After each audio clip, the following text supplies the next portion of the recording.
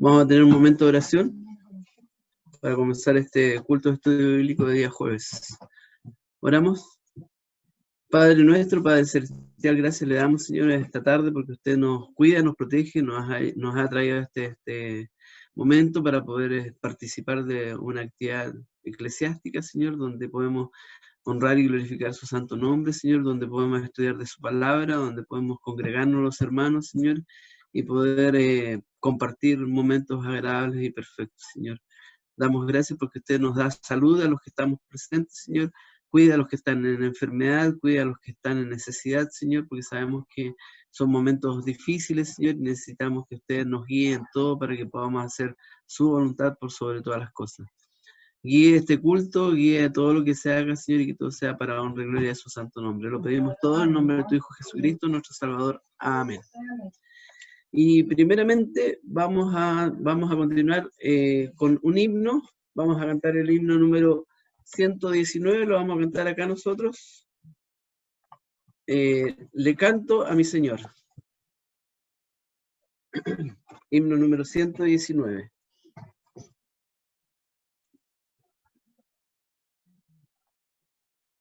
Por supuesto que ustedes pueden cantar en sus casas. ¿Mm? El himno número 119, le canto a mi Señor. Le canto a mi Señor, pues tengo en él mi fe. Le canto porque sé que él es mi protector. Esperaré en su amor, su dulce bendición. Espero su perdón, él es mi redentor. Feliz yo viviré, Jesús me ayudará, su mano me dará, y así vencer podré, su trono alcanzaré, donde veré a mi Dios, y con vibrante voz mi vida pulsaré. Quien fía en el Señor, feliz habrá de ser. Dios con su gran poder, Dios con su grande amor, mitigará el dolor y traerá la paz, y no herirá jamás al Hijo de su amor. Amén. Y ahora voy a invitarles a tener un momento de oración. Vamos a pedirle a nuestra hermana Ingrid, si nos puede dirigir. Vamos a orar por las necesidades de nuestros hermanos, por las enfermedades que hay, y hay un listado de oración que mandó nuestro pastor, lo más relevante que usted considere. ¿Oramos? Bendito Dios y Padre Celestial, Señor amado, le damos las gracias por permitirnos este momento de estar aquí reunidos, Señor bendito, aunque sea de esta forma, Padre amado, pero estamos en tu nombre, Padre Celestial, y sabemos que usted está con nosotros, porque sabemos que sus promesas, Señor, que se cumplen, y sabemos que usted nos acompaña día y noche, Padre Celestial, y también nos perdona todos nuestros pecados, Padre amado, si nosotros confesamos que nos reconocemos pecadores, Padre amado, y sabemos que usted nos limpia y podemos, Señor, elevar nuestras voces y podemos también orar hacia ti y sabemos que usted nos escucha bajo su santa voluntad. Amado, tenemos muchas peticiones delante de usted, Padre Celestial. Sabemos que usted ya conoce cada una de ellas, Señor, pero sabemos que debemos también pedírselas, Señor, personalmente, cada una de estas peticiones, Señor, de los hermanos que se encuentran con dificultades, Padre amado, hermanos que están con el COVID, Padre Celestial, que están con esta pandemia, que usted sea protegiéndonos, cuidándonos a ellos, Señor, que sanándolos, Padre Celestial, que pronto puedan, Señor, recuperarse y seguir alabando y bendiciendo su santo nombre. Tenemos en distintos países del mundo, Padre Celestial, esto ha sido grande para nosotros, pero sabemos que para usted es algo pequeñito, Señor, y sabemos que puede usted solamente con su mano bendita sanar esta tierra, Padre Celestial. Puede usted hacer todo el milagro si está todo bajo su mano, Padre Celestial. Sabemos que usted va a ayudarnos a salir adelante y que pronto podamos reunirnos, Señor, nuevamente en nuestros templos. Te pedimos, Señor, en esta tarde por los niños, también que hay muchos que han pedido peticiones, Señor, de niños que están con muchas dificultades, con muchas enfermedades, los pequeñitos, Señor, que sabemos que usted los ama, Padre amado, de todo corazón, y sabemos que usted en este momento, si así lo quiere, los puede sanar, Padre Celestial. Pedimos, Señor, por todas las peticiones que tenemos delante suyo, Señor bendito, que son los hermanos también que se han nombrado en esta larga lista, Padre amado, que se nos ha presentado para que oremos por cada uno de ellos, tanto, Señor, los varones, los niños, los adultos, los ancianos, Padre amado, que sería largo nombrar a cada uno de ellos, Padre Celestial, pero sea usted con cada uno de ellos, Padre amado, y con cada las peticiones, Señor, que tenemos en nuestro corazón. También te pido, Padre amado, que usted sea con cada uno de los personas que trabajan, Señor, en la salud, también sea protegiéndolos, cuidándolos, Señor, para que nada les pueda pasar, Señor, que ellos puedan cumplir con sus trabajos, Padre Celestial, que puedan salir adelante, Padre amado, sin contagiarse, Padre Celestial. Usted sabe, Señor, que lo necesitamos siempre, cada día, Señor, y sabemos que usted nos da todo lo que necesitamos, ¿sí? Y nada nos falta, Padre Celestial. Usted ha sido misericordioso, ha sido bondadoso, ha sido bueno, Padre Celestial, con cada uno de tus hijos, porque nada les ha faltado, Padre Celestial. Gracias por los hermanos que se han preocupado, Señor, de estar cooperando, de estar ayudando a los más necesitados. Gracias por todo lo que usted nos da y también por lo que nos quita. Sabemos que nada se mueve, Señor, si no es por tu voluntad, Padre Celestial. Todo te lo dejamos en tus manos, Padre amado. Usted sabe cada necesidad de cada uno de ellos y de las necesidades de nosotros, Señor. En el nombre de Cristo Jesús. Amén. Amén. Amén. Muchas gracias, hermana. Y ahora vamos a tener la lectura bíblica. Quisiera pedirle a nuestra hermana Ernestina, ¿nos puede ayudar a leer en Habacuc capítulo 2? Vamos a leer los primeros 9 versículos, porque tiene bastantes versículos, y después nuestro hermano va a seguir en el estudio. Por favor. Habacuc capítulo 2, versículos 1 al 9. Hermana Ernestina. Amén.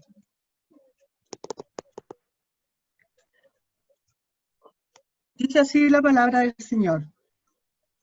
Sobre mi guarda estaré y sobre la fortaleza afirmaré el pie y atalayaré para ver qué hablará en mí y qué tengo de responder a mi pregunta. Y Jehová me respondió y dijo, escribe la visión y declárala en tablas, para que corra el que leyere en ella. Aunque la visión tardará aún por tiempo, mas el fin hablará y no mentirá. Aunque se tardare, espéralo, que sin duda vendrá, no tardará. He aquí se enorgullece aquel cuya alma no es derecha en él, mas el justo en su fe vivirá. Y también, por cuanto peca por el vino, es un hombre soberbio y no permanecerá, que ensanchó como el infierno su alma y es como la muerte, que no se hartará. Antes reunió así todas las gentes y amontonó así todos los pueblos. ¿No han de levantar todos estos sobre él parábola y sarcasmos contra él? Y dirán, ay del que multiplicó lo que no era suyo. ¿Y hasta cuándo había de amontonar sobre sí espeso lodo? No se levantarán de repente los que te han de morder, y se despertarán los que te han de quitar de tu lugar, y serás a ellos por rapiña, porque tú has despojado muchas gentes. Todos los otros pueblos le despojarán a causa de las sangres humanas y robos de la tierra, de las ciudades y de todos los que moraban en ellas. Ay del que codicia maligna codicia para su casa, por poner en alto su nido, por escaparse del pobre del mal. Versículo 9. Amén. Muchas gracias. Y ahora vamos a ofrendar cada uno en sus hogares y voy a pedir a nuestra hermana Paola que nos dirija en una oración por estas ofrendas. Padre nuestro que estás en los cielos, primeramente que nada le damos gracias por este día de vida que usted nos ha regalado nuevamente, mi Señor. Le damos gracias porque usted nos permite un día más de vida. Le damos gracias porque podemos estar nuevamente escuchando su palabra, Señor. Ahora le queremos pedir por estas ofrendas, Señor, que usted bendiga a cada hermano para que dé de corazón y que ellos puedan hacer lo que estamos haciendo, de guardar nuestras ofrendas en casa, para cuando tengamos que depositar o regresar, poder llevarlas, Señor. Te pedimos a cada hermano que lo haga con un corazón dispuesto, Señor, y que usted las multiplique porque son para su obra. En el nombre de Cristo Jesús, amén. Amén. Y antes de pasar al estudio, vamos a invitar a la familia Ulloa Carreño a cantar un corito. Y después a la hermana Flora con la hermana Viola. Primero nuestro pastor y su familia. Dios grande. Dios grande es tu amor, tu gran amor por mí. Admirable amor que durará sin fin. Es divino y santo, amplio cual es el mar, alto más que los cielos es tu amor por mí.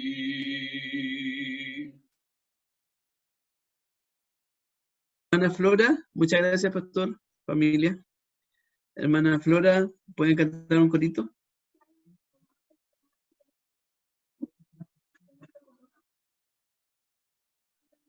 Es Dios. Qué bueno es Dios. No lo sé. Qué bueno es Dios. Voy a tratar de cantar Qué bueno es Dios. Ayúdame. Qué bueno es Dios, incomparable en su amor. Qué bueno es Dios, proclámalo a viva voz. Di que por ti en la cruz él murió y por sus gracias perdón te compró. Qué bueno es Dios, proclámalo a viva voz. Bien, muchas gracias, hermana. Ahora vamos a dejar a nuestro hermano Horacio Llanos, que nos va a presentar el estudio de esta tarde. Que Dios le bendiga. Amén. Gracias, hermano. Vamos a orar primero para pedir la dirección de nuestro Dios. Oramos. Amantísimo Padre Celestial, Señor nuestro, le damos gracias, Señor, porque una vez más nos hemos podido reunir en su nombre. Una vez más nos hemos reunido a considerar su palabra, Señor. Le rogamos, Señor, que abra nuestra mente, nuestro entendimiento, nuestro corazón también, para poder atesorar lo que usted tiene preparado en esta tarde para nosotros. Pero no solamente atesorarlo, sino que aplicarlo en nuestras vidas para que esa vida que hemos llevado vaya cambiando y se vaya puliendo, Señor, según usted tiene preparado para cada uno de nosotros. Gracias, mi Padre. En el nombre de nuestro amado Señor Jesucristo. Amén. Estamos viendo el libro de Habacuc. Vimos el capítulo 1, vamos a ver ahora el capítulo 2. De pronto cuesta entender un poco la palabra del Señor cuando uno la lee, ¿no es cierto? Por eso que es necesario la explicación en algunas ocasiones, ¿ya? Capítulo 2, que leímos recién hasta el versículo 9, yo lo leía, y si no hubiera preparado lo que preparé, la verdad es que me habría costado un poco entenderlo. Bueno, vamos a hacer un resumen de 2 minutos del capítulo 1. Habacuc ha estado clamando a Dios durante mucho tiempo, por lo que dice en su palabra, después lo vamos a ver, por la maldad que hay en el pueblo en el que habita, Judá, el reino del sur. Violencia, iniquidad, injusticia, pleito. Los poderosos manejan la justicia a su favor. Y las mismas cosas que están pasando ahora. En realidad no hay ninguna diferencia. El hombre sigue siendo el mismo, sigue teniendo el mismo corazón ennegrecido por el pecado. Y a Habacuc insiste y le pregunta a Dios, le dice, ¿por qué dejas que esto pase? ¿Por qué no haces nada? ¿Por qué estás como sordo a mis ruegos? Es un poco lo que puede estar pasando ahora también a muchas personas y también a nosotros muchas veces preguntamos. Por ejemplo, hay una pregunta que yo me hago y yo le digo, Señor, ¿por qué permites que nuestros hijos sean enseñados en la maldad en sus propios colegios? Desde que son pequeñitos. Esa es una cosa que me duele en realidad y yo sé que a ustedes también. Y hay tantas cosas que pasan en este mundo, ¿no es cierto? Que nosotros nos preguntamos por qué. Dios le contesta que va a castigar al pueblo de Judá, ¿ya? Por medio de un pueblo que está creciendo rápidamente, hasta se va a convertir en un imperio, que es Babilonia, ¿ya? Obviamente Habacuc se espanta por esto, por decirlo de alguna manera, porque él esperaba de alguna manera que fueran castigados los justos, los injustos del pueblo de Judá, pero Dios va a castigar a todos, en realidad, todos van a sufrir, mejor dicho, el castigo que viene, ¿ya? Y le pregunta a Dios cómo, siendo un Dios tan grande, va a permitir que vengan los caldeos, los babilonios, que los maten, que los roben y que los lleven al exilio. O sea, el profeta, este hombre siempre estaba, era un hombre sensible a lo que pasaba y estaba preocupado de lo que pasaba y le preguntaba a Dios y le volvía a preguntar. Y casi al final del capítulo 1 vemos la soberanía de Dios, ¿ya? Y Dios le muestra, que le hace ver que él no está ausente de lo que está ocurriendo. Dios va a castigar a Judá, ¿ya? Dios es soberano, siempre, en ese tiempo y ahora también. Y aunque muchas veces sus decisiones a nosotros nos duelan, ¿ya? Incluso nos parezcan de pronto hasta crueles, y especialmente les parecerán más crueles a las personas del mundo, Dios conoce todas las cosas, conoce todos los tiempos, conoce el presente, el pasado y el futuro, sabe exactamente lo que va a pasar. Y por eso, y como Él es perfecto, todas sus decisiones, todo lo que Él hace es perfecto. Nosotros no lo podemos entender. Y no lo vamos a poder entender en esta tierra nunca, digamos, del todo, porque vivimos en la carne y somos tremendamente limitados. Dios habla de miles de años, nosotros hablamos de cuánto dura nuestra vida, cuánto dura nuestra relación con Dios, ¿ya? Nosotros vivimos vidas pequeñas buscando solamente, ¿qué? La paz momentánea. Dios busca la armonía y la paz digamos, por todo el tiempo, por toda la eternidad. Eso es lo que Dios nos ofrece. Bueno, vamos a pasar ahora al capítulo 2, que dice así. Vamos a leer el versículo 1, que dice lo siguiente. Sobre mi guarda estaré y sobre la fortaleza afirmaré el pie y atalayaré para ver qué hablará en mí y qué tengo de responder a mi pregunta. Habacuc dice que va a ir a la fortaleza y que va a esperar ahí, pero va a esperar en un lugar alto, ¿ya? Va a esperar a ver qué es lo que va a decir, qué es lo que le va a decir Dios. Va a estar como atalaya, dice, ¿ya? Y el atalaya es el hombre que escucha y que después tiene que avisar al pueblo lo que ocurre, ¿ya? Él es el atalaya en términos, digamos, era el hombre que en ese tiempo estaba preocupado de avisar si venía el enemigo, ¿ya? Si hacía bien su trabajo, el pueblo iba a tener posibilidad de defenderse, si no, obviamente iba a correr peligro si no avisaba cuando venía el enemigo, ¿ya? Al tomar esta responsabilidad como atalaya, Habacuc se declara como profeta de Dios, pero más que se declara, asume esta responsabilidad de esperar qué es lo que va a decir Dios, ¿ya? Y lo va a hacer como atalaya, para avisar al pueblo. Eso es lo importante. Allí esperaría, dice que allí esperaría pacientemente hasta que llegara la respuesta de Dios. Voy a esperar, dijo, voy a esperar ahí, porque sé que Él tiene una respuesta. Él no sabe cuál es la respuesta, pero sabe que sí, Dios le va a responder. Y sabe también que la dará en su debido tiempo. Así que allí iré y esperaré pacientemente, es lo que dice Habacuc. Dios le daría la respuesta, ¿no es cierto? Como Dios nos responde también a nosotros en su tiempo. Pero eso ocurriría cuando Dios considerara que era conveniente. Habacuc, por lo tanto, podemos entender que oró y pidió a Dios y pidió y exigió respuesta durante mucho tiempo, ¿ya? En el capítulo 1, versículo 2, vemos que Habacuc está diciendo, ¿hasta cuándo, Jehová, clamaré a ti? Y eso nos muestra que esta insistencia de él fue durante mucho tiempo, ¿ya? Pero ahora Habacuc, en este primer versículo, muestra su humildad en su disposición a esperar la respuesta de Dios, a recibir instrucción. No toma la actitud de una persona que sabe todo, sino que está esperando. Dios le va a decir lo que conviene, digamos. Por esta acción y por su palabra, el profeta da testimonio de su humildad y su deseo de saber más y más de Dios, para ver qué hablará de mí. Eso es lo que espera Dios de nosotros para hablar a nuestro corazón. Silencio y paciencia. Y el Señor nos va a hablar. Y nosotros, cuando Dios nos habla, nosotros tenemos que estar dispuestos a decir, Señor, ¿qué quieres de mí? Estoy esperando tu voz. Y cuando Él te llame, podemos decir, heme aquí, Señor, envíame a mí. Debemos estar dispuestos como el profeta, ¿ya? Podemos tener nuestras dudas, podemos planteárselas a Dios, pero nosotros tenemos que estar dispuestos no solamente a escuchar la voz del Señor, sino que hacer lo que nos dice.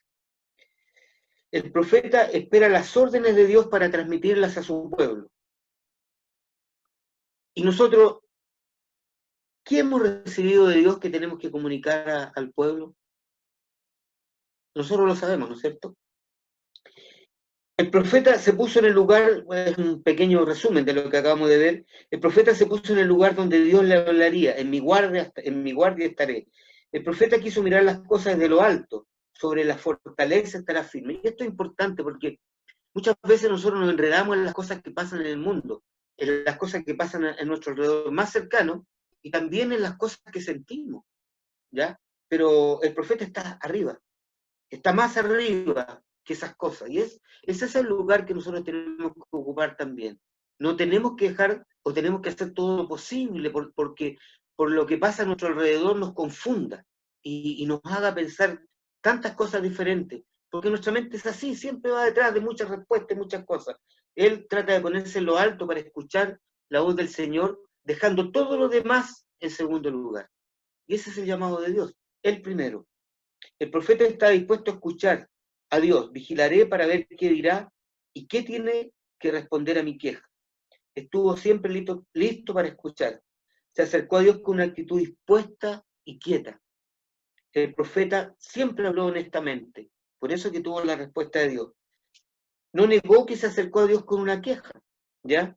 No buscó la solución en otra parte, sino que vino directamente donde estaba la solución, a Dios.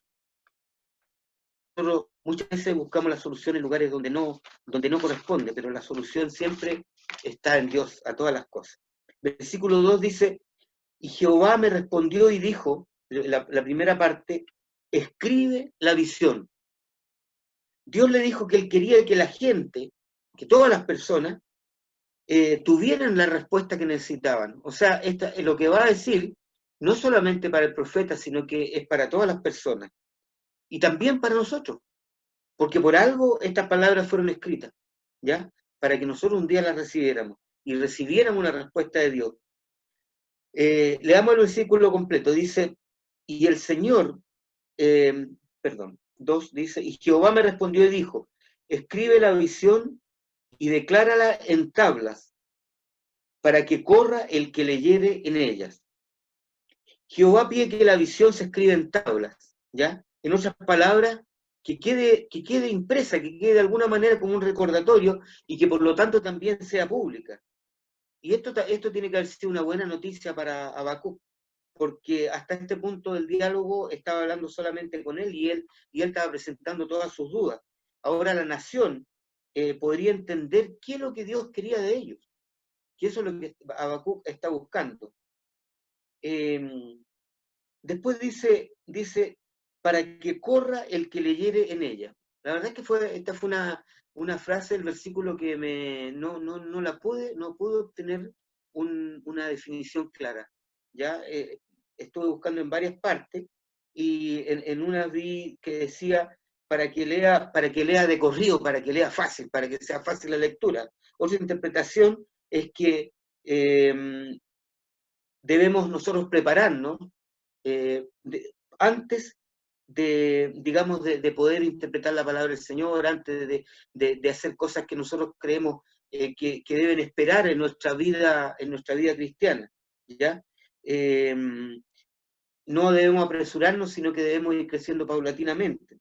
Pero la verdad, mi humilde interpretación, y lo más seguro es que esté equivocado, pero ustedes también es bueno que averigüen, intenten averiguar, sería interesante, es que se refiere que el que lea se apresure a enmendar su camino de acuerdo a la palabra que ha recibido de Dios. Por eso podemos leer, para que corra el que leyere en ella. O sea, si nosotros recibimos una advertencia de Dios, ahí el pastor me hizo así con el dedo. Si nosotros recibimos la palabra de Dios, es evidente que tenemos que tomar carta en el asunto rápidamente. El pueblo de Judá iba a recibir un castigo. Y Dios por medio de su palabra nos dice, ojo, cuidado que esto que están haciendo está mal. Y es para que nosotros cambiemos inmediatamente. Versículo 3 dice, aunque la visión tardará aún por un tiempo, voy a leer de acá, mejor de la Biblia, aunque la visión tardará aún por tiempo, más al fin hablará y no mentirá. Aunque se tardare, espéralo, que sin duda vendrá, no tardará. Jehová expone el segundo propósito en el versículo 3. Las tablas servirán como un testimonio en el futuro cumplimiento de la palabra de Dios. Recuerden que esto que está anunciando Dios a Habacuc no ha ocurrido todavía, ¿ya? Y le está diciendo, por tanto, que la visión es segura, que lo que le está comunicando va a ocurrir. Y de pronto el ser humano, desde la perspectiva que tenemos nosotros, tan pequeñita, tan ínfima, inclusive hay cosas que nos parecen dudosas, ¿ya? Pero sin duda, lo que Dios nos dice viene, ¿ya? Y no tardará de acuerdo a los planes de Dios. Dios dirige la historia soberanamente. Todos los acontecimientos tienen su tiempo y su momento. Y esto es una noticia preciosa para nosotros, porque sabemos que todo lo que Dios nos ha prometido se va a cumplir, así como se cumplió lo que pasó con Judá, se cumplió todo lo que Dios anunció después, y se va a cumplir también lo que lo que nos toca dentro de la promesa a nosotros ahora. El versículo 4 dice, aquí aquel cuya alma no es recta, perdón, voy a leer, es que aquí tengo algunas pequeñas diferencias. He aquí se enorgullece aquel cuya alma no es derecha en él, mas el justo en su fe vivirá. Este versículo tan importante, que lo escuchamos varias veces en la palabra del Señor, después vamos a ver en otros versículos, en otros versículos de la Biblia, presenta un tema muy importante de la palabra, de lo que Dios nos quiere transmitir a nosotros. Por una parte, el profeta anunció, Dios le anunció al profeta que habían dos personas que existen en el mundo. El mundo habla de muchas personas, triunfadores, personas que fracasan, ricos, pobres, de diferentes nacionalidades, personas buenas, personas malas, ¿ya? Pero ante Dios la humanidad está dividida en solamente dos grupos. Están los seres humanos perdidos y aquellos que son salvos. Nada más. Así de simple. Aquellos que han confiado en Dios, que han creído en Dios, y aquellos que no han creído a Dios y no le han creído a Dios. Porque una cosa, sabemos, es creer que Dios existe y otra cosa es obedecer a Dios, ¿no es cierto? Dios, estamos hablando de los santos, los creyentes, y del otro lado están los que no lo son, ¿ya? Y esto crea una división, una separación, ¿ya? Muy marcada entre estos dos grupos de personas. Y sabemos que esta división ha sido muy dura muchas veces especialmente para el pueblo de Dios, porque los que no son cristianos, los que no pertenecen, los que no son salvos, muchas veces les molesta esta situación y no han tenido, no reaccionan de buena forma ante las personas que sí son salvas. Y aquí el profeta está hablando de estos dos grupos de personas al hablar del grupo de los orgullosos, aquellos que tratan de lograr todo lo que ellos piensan por su propia mano, los que quieren lograr, si pudiéramos decir de alguna manera, su salvación por sí mismos, ¿ya? Y estas personas normalmente viven para el día de hoy, para la vida de hoy, digamos, ¿ya? Comamos y bebamos que mañana moriremos, 1 Corintios 15:32. Es su lema de vida, ellos piensan que las cosas todas se resuelven en esta tierra, y que después de muerto no hay nada más, ¿ya? Y por eso tampoco tienen propósitos trascendentes, digamos, ¿ya? Como los propósitos que nos da Dios de una vida eterna, por ejemplo, de una vida eterna al lado de Él. No tienen el propósito del crecimiento espiritual, estas personas que aquí se definen como orgullosas, ¿ya? Y aquel cuya alma no es recta se enorgullece, ¿ya? Estas personas se orgullecen, las personas que no son salvas se enorgullecen de sí mismas. ¿Pero por qué lo hacen? ¿Por qué no tienen, de quién se van a enorgullecer? Si no tienen a Dios. Entonces, por lo tanto, tienen que confiar en sí mismos, y ahí está el orgullo de estas personas, ¿ya? Estas personas obviamente se encuentran en un camino equivocado, están siguiendo este sendero erróneo, y en este contexto, el orgulloso de lo que está hablando acá es el imperio de Babilonia, que se jacta de su poder, de su inmenso poder, de su capacidad de sojuzgar a otros pueblos, ¿ya? Esta arrogancia se manifiesta también en el deseo insaciable de extender las fronteras del imperio por medio de las conquistas, y no solamente las conquistas, como vamos a ver, sino que también por medio de hacer tributarios a otros pueblos. Hay camino que al hombre le parece derecho, pero su fin es camino de muerte, como nos dice Proverbios 14:12. Y aquí está la división que se produce entonces entre las personas que son salvas y no. Tenemos entonces los que tienen un alma llena de orgullo, soberbios, y actúan de manera autosuficiente y también autocomplaciente, porque jamás se van a reconocer como pecadores. Es muy difícil que una persona que no ha sido tocado su corazón por el Señor se reconozca como pecador, pero verdaderamente. Porque muchas personas que usted le pregunta, sí, dice, sí, yo soy pecador, pero ¿están dispuestos a cambiar? ¿Están dispuestos a hacer un giro en su vida y luchar por sacar ese pecado de su vida? Esa es la diferencia, ¿ya? Todos conocemos personas que son así, que de alguna manera, y que nos dicen, aunque no lo digan directamente, nos están diciendo que no necesitan a Dios, aunque muchos lo nombren inclusive, y también dicen creer en Dios, pero sus obras, la vida que llevan, lo expone y muestra que realmente no son salvos, no tienen ese convencimiento, esa relación con Dios que tiene un hombre o una mujer que ha sido redimida por la sangre de nuestro Señor Jesucristo. Pero nosotros no estamos exentos de orgullo, no nos sentamos tan complacidos, digamos. El orgullo muchas veces lo que nos lleva a caer y a pecar, ¿ya? No estamos exentos, somos seres humanos, y también muchas veces pensamos las cosas como nosotros quisiéramos que fueran, y nos olvidamos de lo que Dios quiere, de lo que Dios quiere de nosotros, y eso muchas veces nos hace caer.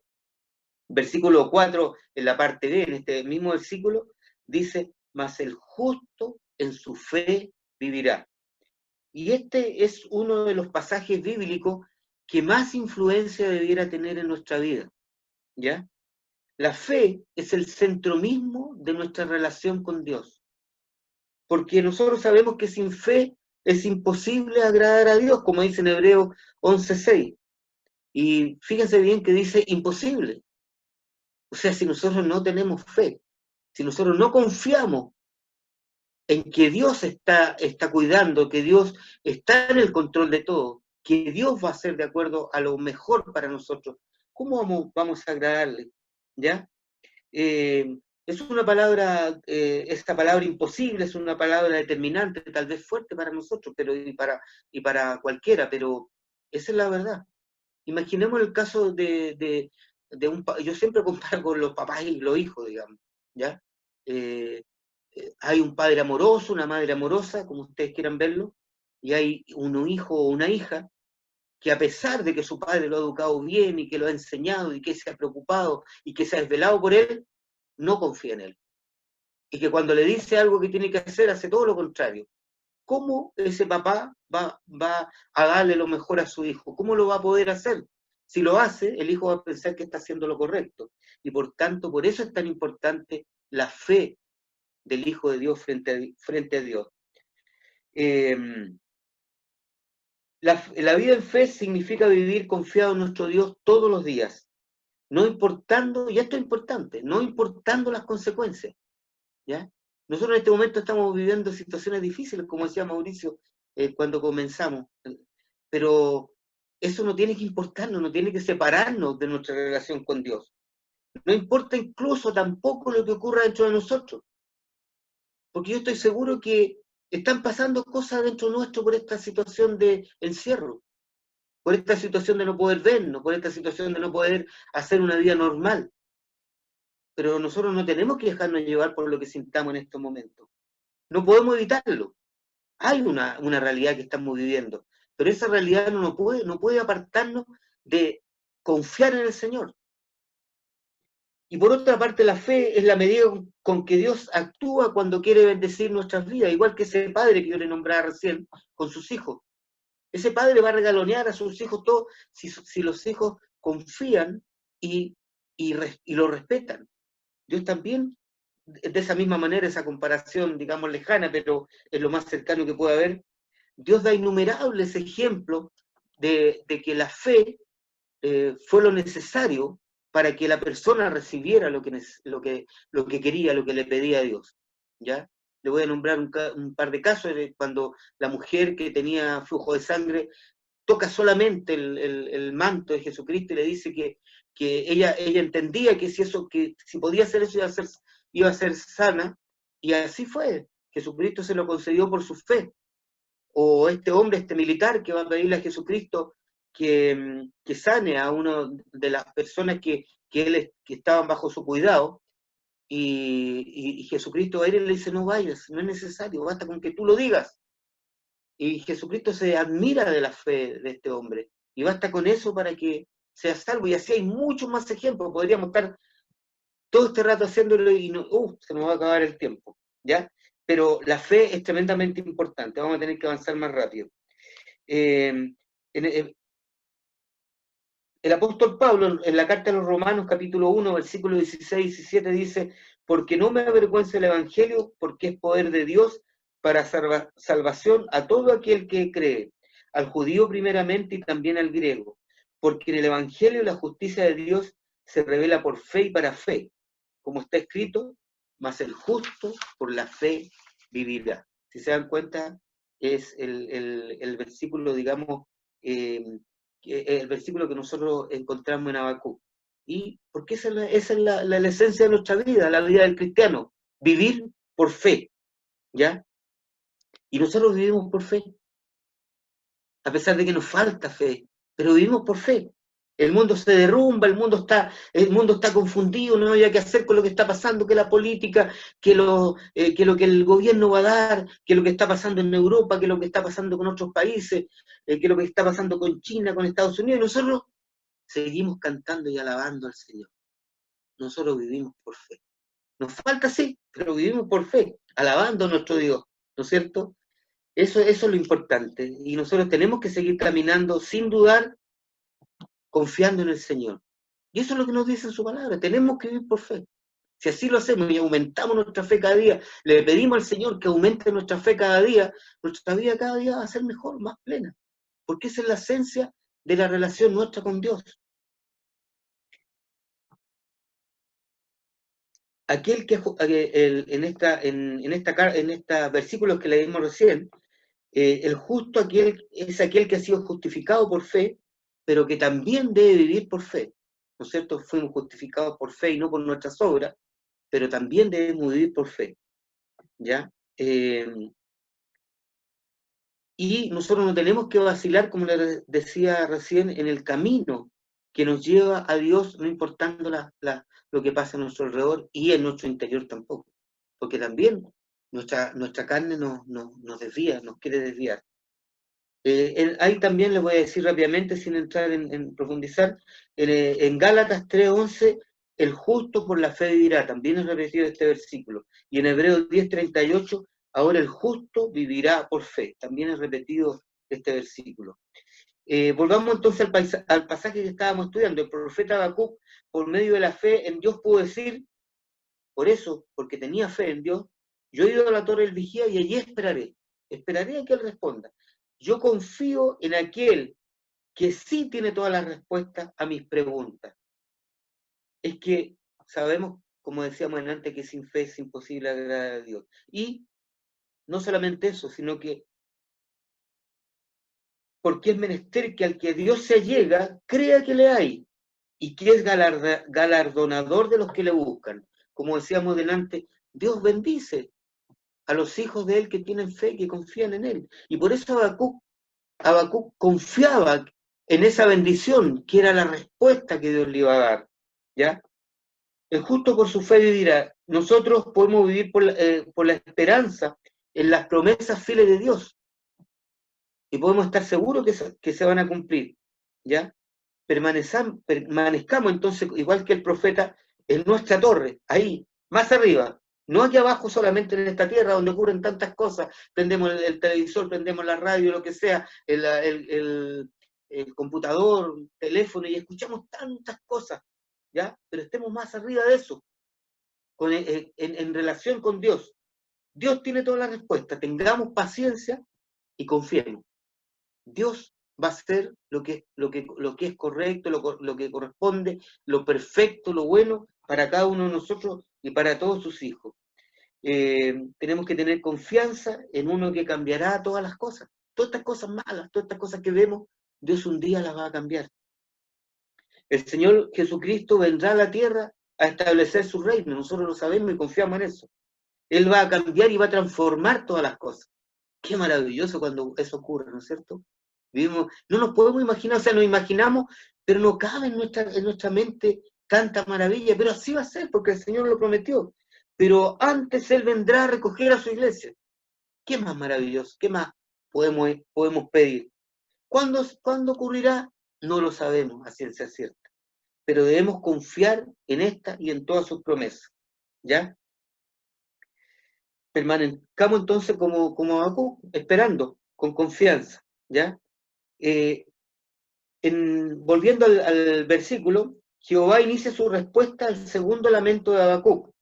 Lo exhorta a que haga que la visión sea accesible a todo el pueblo, como leíamos en un principio, ¿ya? Para que la visión, dice, escribe la visión y declara en tablas para que corra el que leyera en ella, como leíamos de ese versículo, ¿ya? Para que el pueblo confíe en estos planes soberanos que tiene Dios, ¿ya? Y aunque esta nación pasará por pruebas muy duras, y está pasando por pruebas muy duras, y va a pasar pruebas más duras aún, deben estar seguros que el pueblo que va a sojuzgarlo a ellos, un día también será castigado. Y deben estar seguros de que, como nosotros también debemos estar seguros, de que un día todo el mal en la tierra dejará de ser. ¿Cómo va a ser eso? Dios lo sabe. El versículo 6 al 20, que 6 al 20, voy a leer por parcialidades, si no el tiempo se me va a ir muy rápido. Ya. Están los ayes contra Babilonia, ¿ya? Que son como llamados de atención, ¿ya? Yo me recuerdo cuando éramos niños, cuando yo era niño, que ay de ti si te portas mal. Era un llamado a atención. Cuidado, pongan ojo. Si te portas mal te va a pasar tal cosa. Son ayes contra Babilonia, ¿ya? Hay 5 ayes. Presentan una enseñanza importante. El juicio, que el juicio divino corresponde al pecado, tiene correspondencia con el pecado. Hay pecado, hay juicio, ¿no es cierto? En este caso, el imperio de Babilonia algún día pasaría por lo mismo que va a pasar Judá en este momento. Y Judá está pasando lo que le va a pasar porque ha pecado, y grandemente. ¿Ya? Los imperios, dice, buscan dominar las naciones para satisfacer su propio egoísmo. ¿Ya? Ahora también nosotros tenemos imperios. En el futuro será el conocimiento de la gloria de Jehová lo que llenará toda la tierra, ¿ya? Porque la tierra será llena del conocimiento de la gloria de Jehová, como las aguas que cubren el mar, ¿ya? Qué maravilloso versículo, ¿no es cierto? Después vamos a ver, pero muy rápidamente, los ayes, el juicio por la explotación, que este es un anuncio. Babilonia había acumulado sus riquezas por la extorsión, trataba sin misericordia a los pueblos que por una u otra razón estaban endeudados con el imperio. O sea, nos damos cuenta que antes, inclusive de invadirlo, les cobraba algún tipo de tributo, ¿ya? Esta acumulación de bienes se había logrado por medio de mucha violencia, obviamente, ¿ya? Y los pueblos y Habacuc preguntaban a Dios, ¿hasta cuándo? ¿Ya? Y Jehová les dice que los endeudados después serán los acreedores de Babilonia. Así va a cambiar la historia. O sea, Babilonia le va a deber a los que está cobrando en este momento. ¿Ya? Va a cambiar las cosas, va a cambiar la historia. Babilonia también va a ser castigado. Los explotados entonces maltratarán a sus opresores de la misma manera que ellos fueron abusados.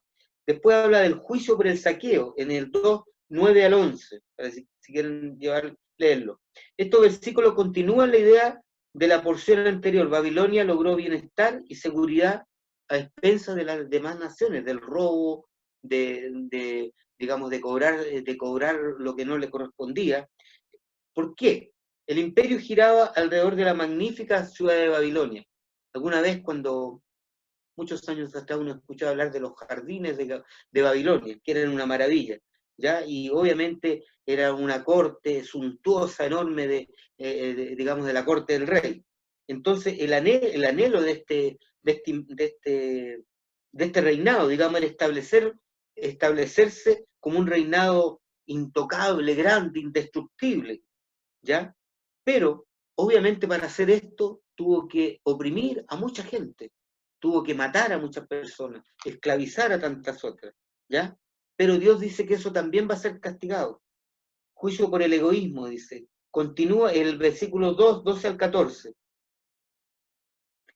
Le voy a leer esto. Ay del que edifica la ciudad con sangre, desde el que funda la villa con iniquidad. ¿No es esto de Jehová de los ejércitos? Los pueblos pues trabajarán para el fuego y las gentes se fatigarán en vano, porque la tierra será llena de conocimiento de la gloria de Jehová como las aguas que cubren la mar. El versículo 12 continúa el tema de establecer que ese imperio que se va a establecer va a ser a costa del sufrimiento de otros pueblos. Y otra vez surge la mención de la violencia como medio para lograr estos fines. Violencia sin considerar lo que ocurría con estos pueblos, lo que pasaba con estos seres humanos que eran personas, ¿ya? En versículos 13 y 14 Dios hace un contraste entre los planes crueles que tenían estas naciones y los decretos soberanos de Dios. Porque el juicio que envía Jehová, por el juicio que había enviado Jehová, todo lo que había logrado este imperio se iba a perder.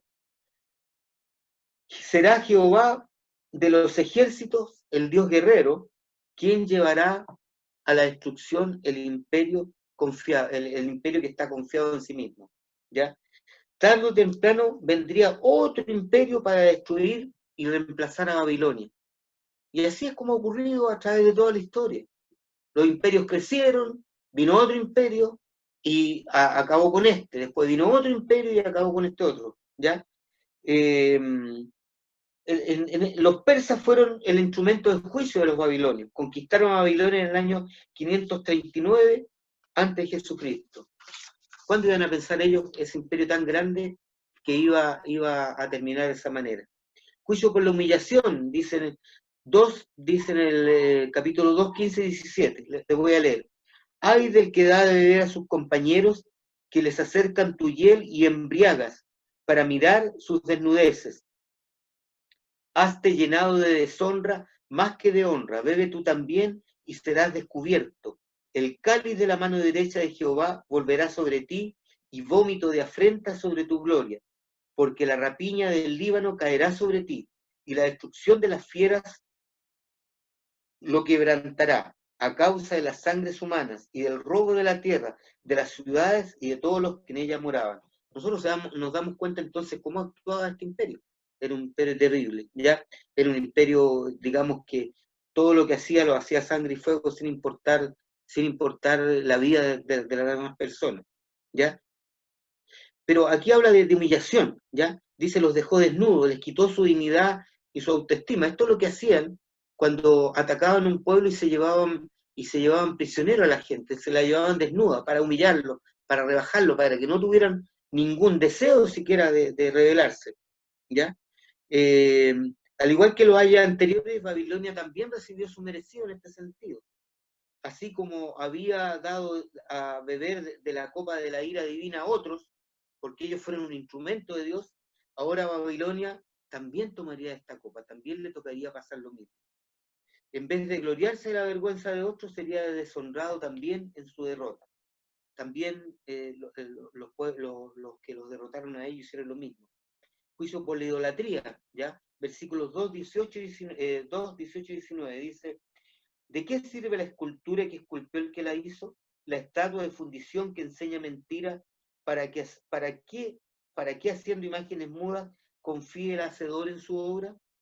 Ay del que dice al palo, despiértate, y a la piedra muda, levántate. ¿Podrá enseñar? He aquí él está cubierto de oro y plata, y no hay dentro de él espíritu. Ahora Jehová denuncia también la idolatría de Babilonia. Recuerden que habíamos visto en el capítulo 1 que Babilonia confiaba en ellos mismos, en su orgullo, en su poder, y también en sus dioses paganos, en sus dioses inventados, digamos. Es Jehová quien hace esta comparación en los dioses que ellos confiaban y lo compara con su propia persona. Los ídolos son creación humana, no son confiables, carecen de poder. Mientras que el Dios de Judá es el soberano sobre todas las cosas. Jehová habla a su profeta y se comunica con su pueblo, pero los dioses paganos son mudos. Cualquier Dios que nosotros tengamos no nos va a dar ninguna respuesta, ¿no es cierto? Los dioses de ahora, los dioses que imperan en el mundo de ahora. Y en el último versículo dice: mas Jehová está en su santo templo, calle delante de él toda la tierra. Qué poderoso este versículo y qué grande, ¿ya? Hay una conclusión abrupta aquí a todos los cuestionamientos, a todas las preguntas y a toda la conversación que había con el profeta. Jehová corta el diálogo con Habacuc de alguna manera, quien había preguntado tanto por todas las dudas que tenía, por todos los temores que tenía, ¿ya? Lo hacía digamos, no porque quisiera conseguir algo malo, sino que porque temía por su pueblo, temía por lo que estaba pasando, ¿ya? El profeta había cuestionado de cierta manera el compromiso de Jehová para con su pueblo, ¿ya? Había cuestionado muchas cosas las que Dios hacía, le decía que no nos estás escuchando, ¿ah? No estaba viendo lo que Dios iba a hacer.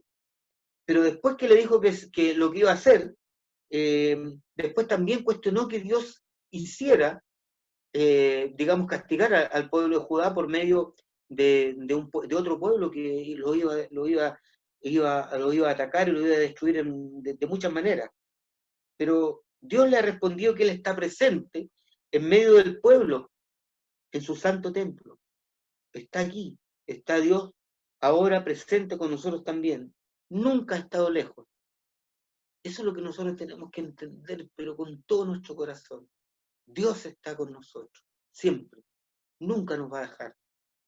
Y eso es la maravilla para el ser humano, no importa lo que nos pase, no importa lo que nos ocurra a nuestro alrededor.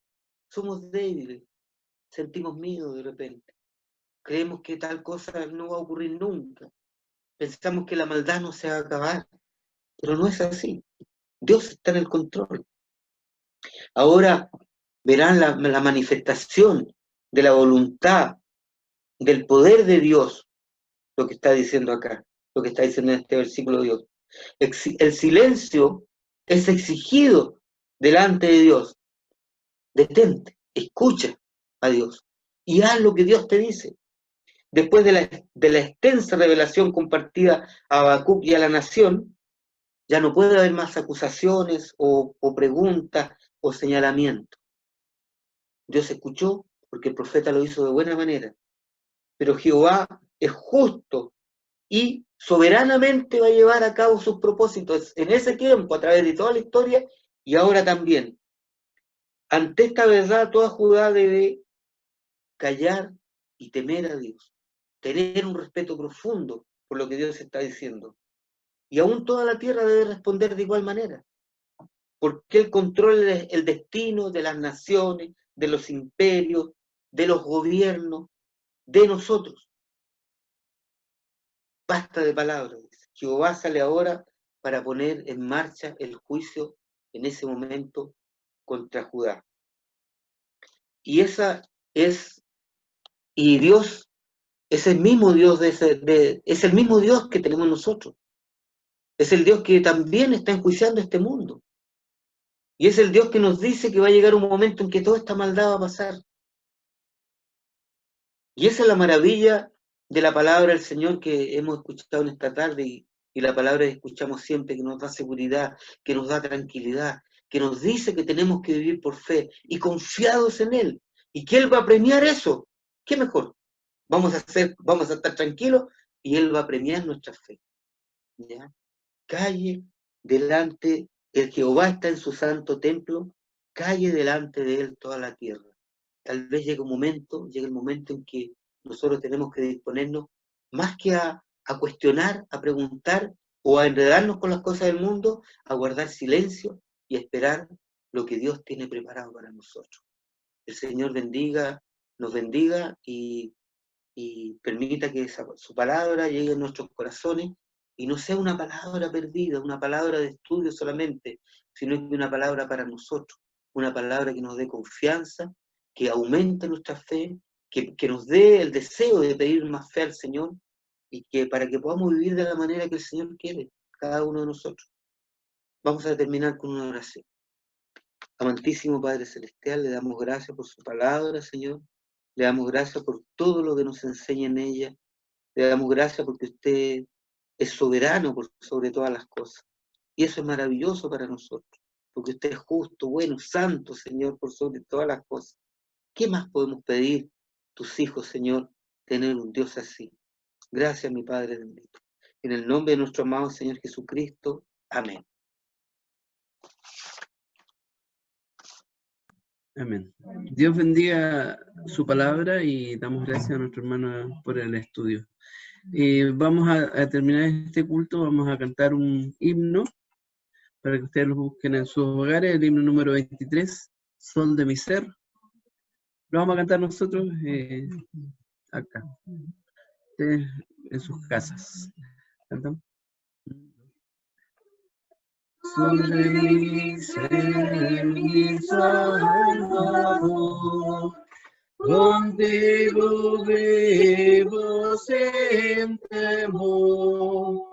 No quieras esconder jamás de mí la gloria de tu paz. Al sueño blando le entregar mi cuerpo para descansar. Pensando en ti recordaré y quizás te protegeré.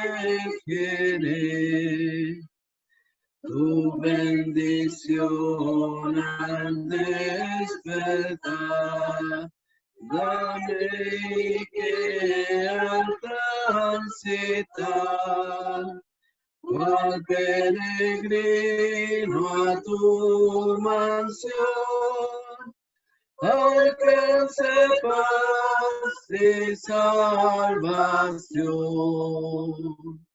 Amén. Ahora vamos a pedir a nuestro pastor que nos despida con una oración y canta la doxología. Pastor.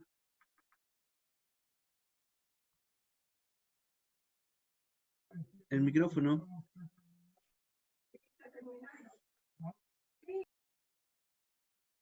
Está emocionado. Dios eterno, Padre Celestial, te damos gracias, Señor, por esta oportunidad que tú nos das de reunirnos en nombre de nuestro Señor Jesucristo para tener este culto en que podemos, Señor, ser instruidos en tu palabra, de tal manera de aprender del ejemplo del pasado para poder vivir el presente, Señor, en tu voluntad y evitar cometer los errores que efectivamente se cometieron y que no reportaron ningún beneficio, Señor, para quienes eran tus hijos. Ayúdanos para ser sabios e inteligentes con tu sabiduría, de tal manera, Señor, que hagamos las cosas para tu honra y gloria y también, Señor, para nuestro gozo, nuestra felicidad. Rogamos que tú nos ayudes también, Señor, para poder vivir conforme a tu voluntad. Que podamos ser entendidos, Señor, en cuanto a lo que tú quieres en este tiempo de cada uno de nosotros.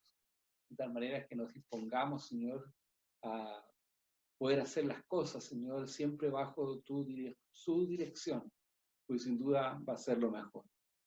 También queremos pedirte en esta oportunidad, Señor, que tú puedas ayudar a aquellos que están pasando por dificultades, ya sea de enfermedad, de trabajo, familiar u otro tipo, Señor, tú conoces y tú en tu conocimiento, Señor, te rogamos que respondas para tu honra y gloria en primer lugar, pero también para el reposo, el descanso, Señor, de tus hijos.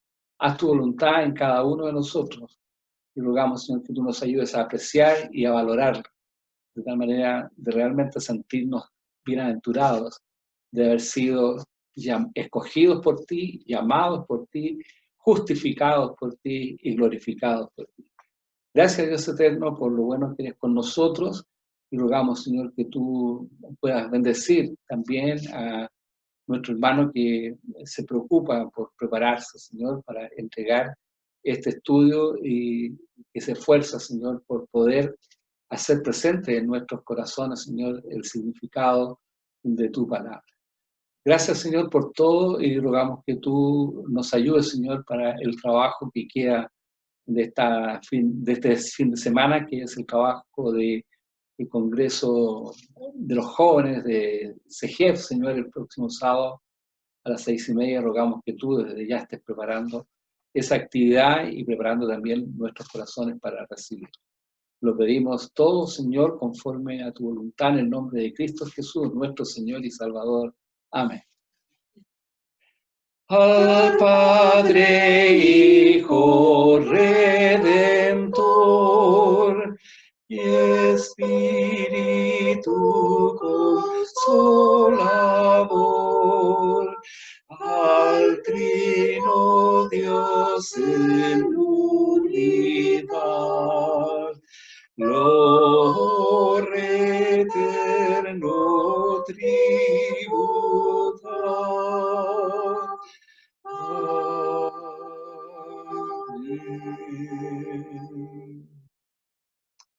Amén. Muchas gracias, hermano Mauricio y hermano Horacio, por el trabajo del día. Dios bendiga a nuestros hermanos. Muy buenas noches. Buenas noches a todos.